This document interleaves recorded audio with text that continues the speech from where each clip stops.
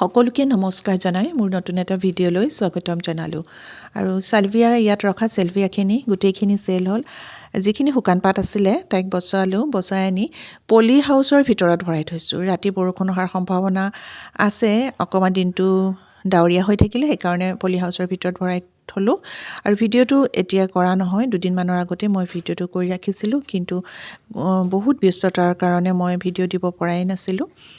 আৰু এইখিনি পলি হাউচৰ ভিতৰত ভৰাই ভালেই কৰিলোঁ ৰাতিলৈ বৰষুণ আহিলে ফুলখিনি তিতি যোৱা হ'লে বেয়া লাগিলেহেঁতেন আৰু ৰাতিপুৱাই আহি তেখেতসকলে ফুলখিনি লৈ গ'ল সালভিয়াখিনি এইখিনি ৰেড সালভিয়া আৰু অলপমান আছে যদি কাৰোবাক লাগে তেতিয়াহ'লে মোক কণ্টেক্ট কৰিব বেছিকৈ ল'লে কম মূল্যতে ল'ব পাৰিব আৰু আজি মোৰ ভিডিঅ'টো বিশেষকৈ দুগৰাকী মোৰ ভিউৱাৰ্ছৰ অনুৰোধ মৰ্মে লৈ আহিছোঁ এগৰাকীয়ে কৈছিল ডাবল ইম্প্ৰেশ্যনৰ মাটি কেনেকুৱা হ'ব লাগে বা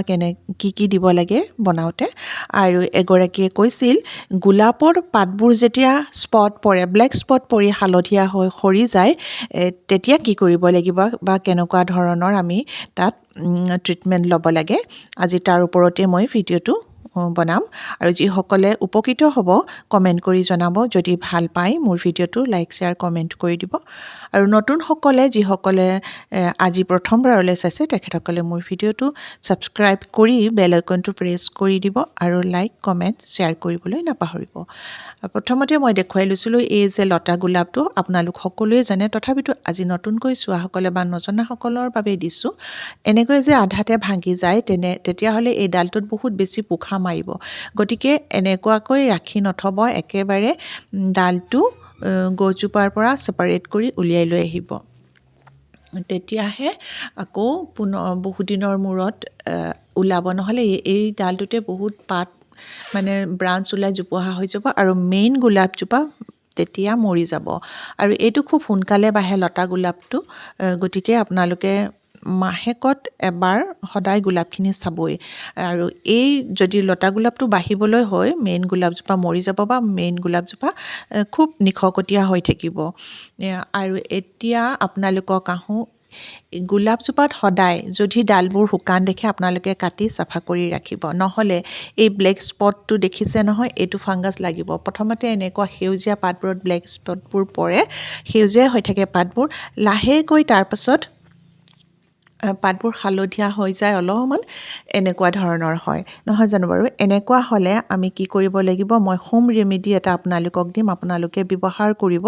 আৰু এই হোম ৰেমেডিটোত আপোনালোকে সপ্তাহত 3 বাৰ স্প্ৰে কৰিবই লাগিব আৰু এনেকৈ হালধীয়া হৈ পাতবোৰ পৰি যায় গতিকে আপোনালোকক মই এতিয়া এখন চাৰ্ট বনাই দিম হোম ৰেমেডিটোৰ আপোনালোকে স্ক্ৰীনশ্বট মাৰি তেনেধৰণেৰেই দিব মই যেনেকৈ দিছোঁ তাতে দিছোঁ মই ভিনেগাৰ এচামুচ দিছোঁ আৰু যিটো আমি বাচন ধুওঁ সেয়াৰ যিটো লিকুইড ডিটাৰজেণ্ট সেয়া এচামুচ দিব আৰু পানীখিনি অলপমান ৱাৰ্ম কৰি ল'ব একদম লাইট কৰি ৱাৰ্ম কৰিব যিটো ৱাৰ্ম আপোনালোকে বুজি পাইছে তেনেকুৱা কৰি আপোনালোকে সেইখিনিত মিলাই পানীখিনি অকণ ঠাণ্ডা হোৱাৰ পাছত স্প্ৰে কৰিব আৰু নহ'লে আপোনালোকে চাৰ্ফ 1 লিটাৰত 2 চামুচ মানে 2 গ্ৰাম মিলাই স্প্ৰে কৰিব সপ্তাহত 3 বাৰ স্প্ৰে কৰিব আৰু এয়া ইণ্ডোফিল দিছোঁ ইণ্ডোফিল আপোনালোকে একেই পদ্ধতিয়ে 1 লিটাৰত 2 গ্ৰাম মিহলাই সপ্তাহত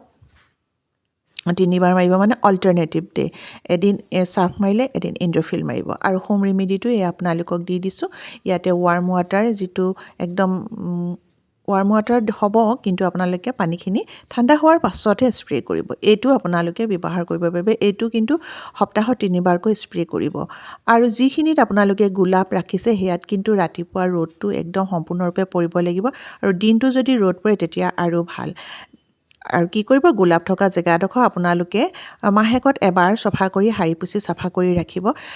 নহ'লে কি হয় গোলাপৰ পাতবোৰ তাতে পৰি যায় যিবিলাক ফাংগাছ লাগি থাকে সেই পাতবোৰৰ পৰা আকৌ সেই গছজোপালৈ বিয়পি যায় বেমাৰটো খুব সোনকালে স্প্ৰেড হয় বেমাৰটো আপোনালোকে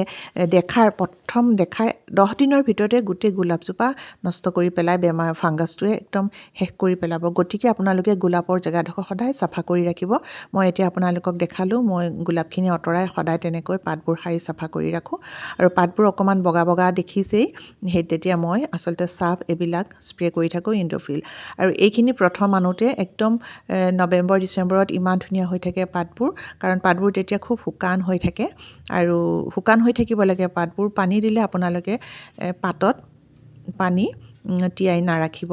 যদি সূৰ্যৰ পোহৰত ৰাখিছে তেতিয়াহ'লে একো নাই, কিন্তু অলপ ছাঁত ৰাখিলে পাতটো যেতিয়া তিতি থাকিব তেতিয়া সেই ফাংগাছটোৱে খুব সোনকালে আক্ৰমণ কৰে। গতিকে মই আপোনালোকক এইখিনি গোলাপ, মোৰ নিজৰে গোলাপ আপোনালোকক দেখুৱাইছোঁ। এনেকুৱা যদি হেল্ডি আৰু ধুনীয়া গোলাপ বিচাৰে মই কোৱা ধৰণে আপোনালোকে কৰিব লাগিব। আৰু আজি লৈ আহিছোঁ, পুনৰ লগ পাম নতুন এটা ভিডিঅ'ত।